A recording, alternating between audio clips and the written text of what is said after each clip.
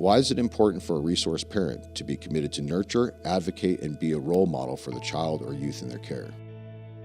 There's a phrase that our family loves. It's called, it says, blessed to be a blessing.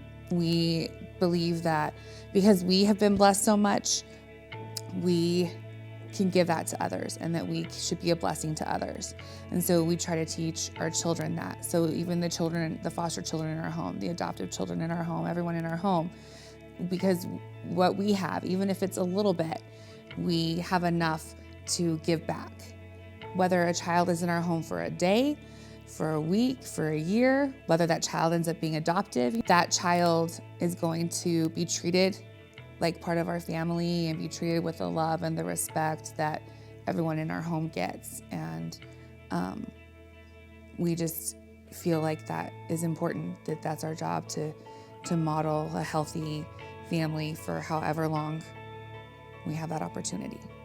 The most daunting part of being a foster parent, truthfully, is that love isn't enough.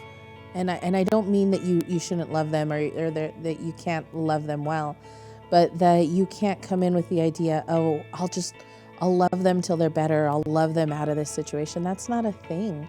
There's more that goes into it. There's an intentionality that comes into your parenting. And truthfully, the parent I am now is not the parent I was at the beginning. I've put in years of attachment work, of learning positive discipline or different disciplinary techniques to really impact the heart of the child, but also to just try and pour into these kids that have come into my care.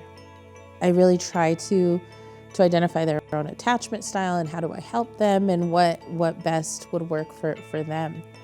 I know for my youngest two, I'm really focusing on positive discipline and how I show them those things while still being an authoritative parent, not authoritarian.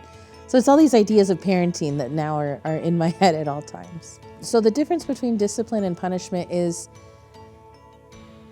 I always take it back to the root of the word, right, is disciple, and that means to teach, right? So if I'm going to teach these children, that doesn't mean hurt them. I'm not going to hurt them because they snuck out. I'm not going to hurt them by taking away these things. I'm going to teach them why they should not do this anymore, and what could be the consequences, and a lot of conversations, things like that. That way they can get a better feel for what choices they should make. So when I'm not there, they can make these choices themselves.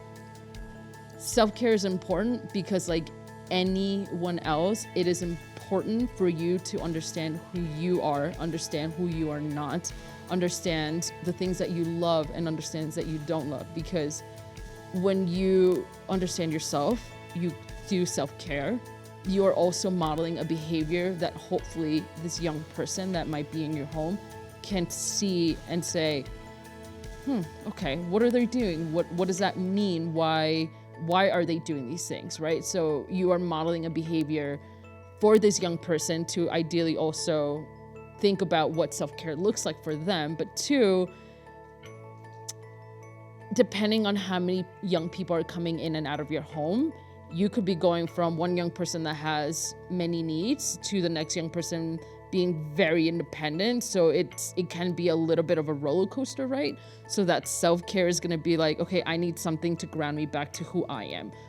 Because if you lose yourself, then you could start creating barriers for your young person as well, and for yourself. So that self-care is not just about modeling your behavior for the young person, but it's about grounding yourself, because being a resource parent can be a roller coaster, and it can be an extremely rewarding roller coaster. But regardless, you need to be able to ground yourself, or else you won't be able to be that grounding stability that this young person needs.